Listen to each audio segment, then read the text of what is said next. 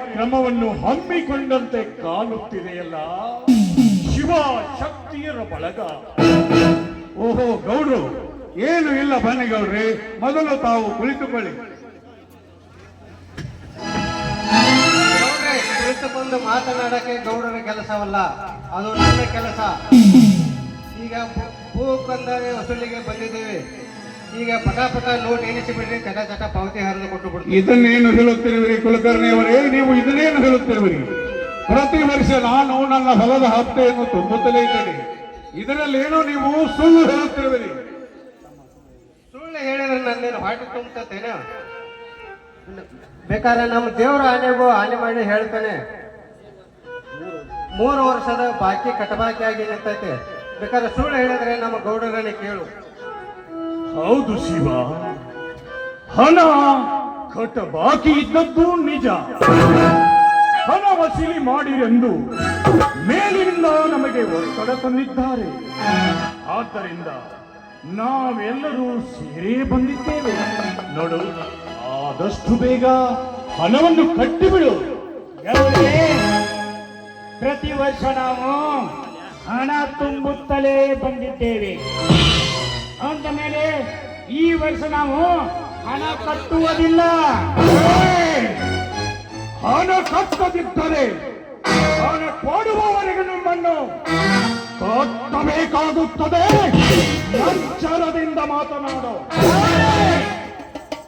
ನಮ್ಮನ್ನು ಕಟ್ಟುತ್ತೇನೆಂದು ದಿಟ್ಟತನದಿಂದ ಮಾತನಾಡಲಿಕ್ಕೆ ನೀನೇನು ಈ ತಲಾಟಿ ಕೈಯಲ್ಲಿದ್ದ ವಾಲಿಕಾರನೇನು? ನಿನ್ನೆದುರಿಗೆ ನಿನ್ನ ತಮ್ಮನ ಬಾಯಿಯಿಂದ ಎಂತಹ ವಾಕ್ಯ ಶಬ್ದಗಳನ್ನಾಡಿಸುತ್ತಿರುವೆಲ್ಲ ಮಗನೇ. ಎಷ್ಟು ಸಕ್ಕು ಬಂದಿದೆ ನಿನಗೆ? ಬಾಯಿ ಸ್ವಲ್ಪ ಬಿಗಿ ಹಿಡಿದು ಮಾತನಾಡಿ. ನಮ್ಮ ಮನೆ ಅನ್ನ ತಿಂದ ಬೆಳೆದಿರುವ ದೇಹಕ್ಕೆ ಸ್ವತ್ತಿನ ಬಗ್ಗೆ ನೀನು ಮಾತನಾಡಬೇಕಾದರೆ ನೀನೇನು ನಮ್ಮಪ್ಪನ ರಕ್ತಕ್ಕೆ ಹುಟ್ಟಿದ ಮಗನಲ್ಲ. ಇದು ನನ್ನ ಮನೆ ಅನ್ನ ತಿಂದ ಬೆಳೆದಿರುವ ದೇಹ.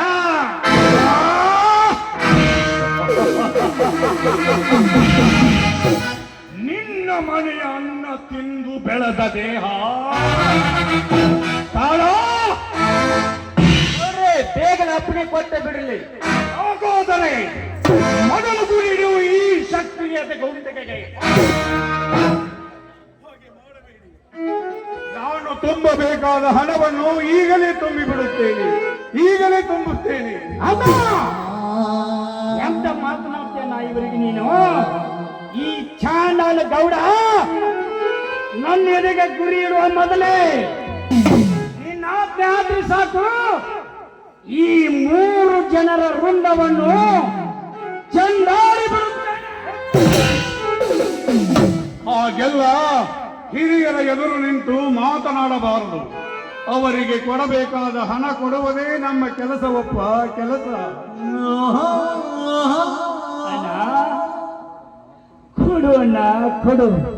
ಈ ನಿನ್ನ ತಮ್ಮನನ್ನು ಹೆದರಿಸಿ ಬೆದರಿಸಿ ಈ ಚಾಂಡಾಲಿಗೆ ಎಲ್ಲ ಹಣವನ್ನು ಕೊಟ್ಟು ಬಿಡು.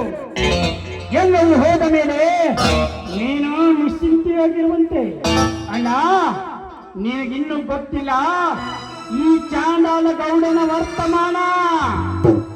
ಅದನ್ನು ಸಮಯ ಸಿಕ್ಕಾಗ ನಾನು ನಿನಗೆ ತಿಳಿ ಹೇಳಿ ಕಳಿಸುತ್ತೇನೆ. ಅಲ್ಲಿವರೆಗೂ ನಿನ್ನ ಕೈ ಎತ್ತಿ ಈ ಗೌಡನಿಗೆ ಒಂದು ಬಿಡಿಕಾಸು ಕೂಡ ಕೊಡಕ್ ಹೋಗ್ಬೇಡಣ, ಕೊಡಕ್ ಹೋಗಬೇಡ. ಓಡಬಿಟ್ಟರೆ ನೀನಾವಿಗೆ ಹಚ್ಚಬೇಕಾಗುತ್ತದೆ ನಿನ್ನೆಲ್ಲ ಆಸ್ತಿಯನ್ನು. ಸ್ವಲ್ಪ ಹಣದ ಸಲುವಾಗಿ ಯಾಕೆ ದೊಡ್ಡರಾದ